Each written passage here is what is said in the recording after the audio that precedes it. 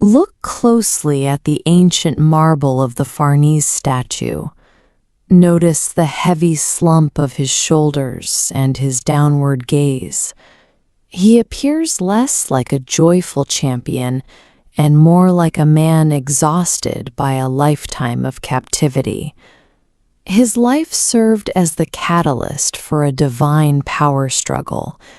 Though born to the mortal queen Alcmene, he was fathered by Zeus, the king of the gods. That lineage immediately drew the relentless wrath of Zeus's wife, the goddess Hera. Before he could even walk, he was forced to fight for his life. Hera dispatched 2 venomous serpents that slithered into his crib. The infant grabbed them, strangling both assassins with his bare hands. His immense physical power was evident from birth. It made him the primary target in a proxy war between the gods, turning his strength into a permanent liability.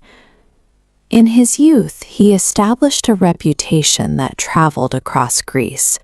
He broke the sieges of cities, cleared mountain passes of predators, setting the standard for all warriors.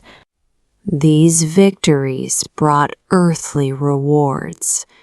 He won the hand of Princess Megara, became a father, and secured his place as a celebrated leader in the city of Thebes.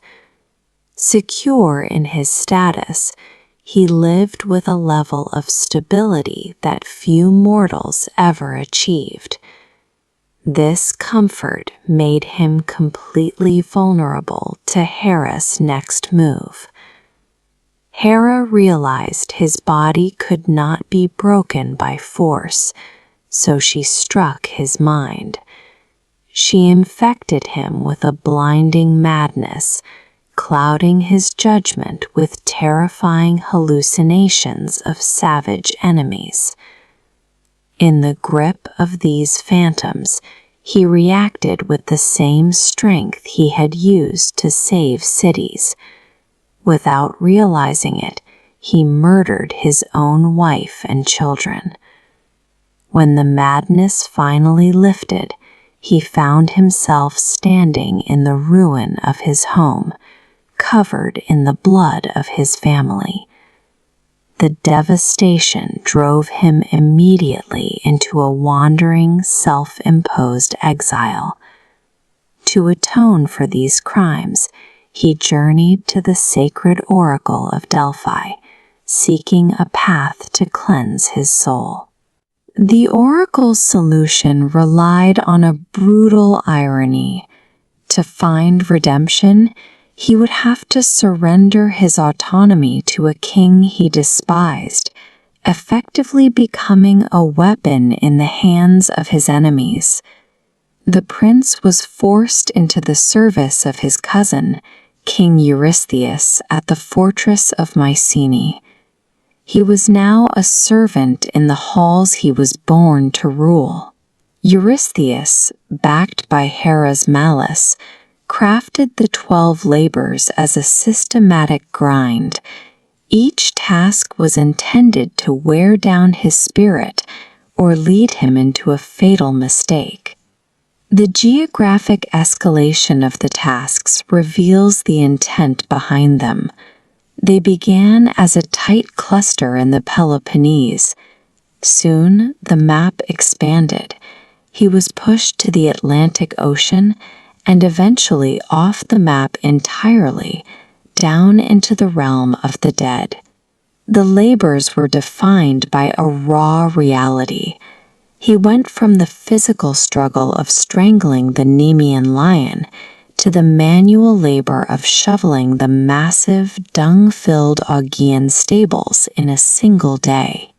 For his final task, he descended into Hades to capture Cerberus, the 3-headed hound of the underworld.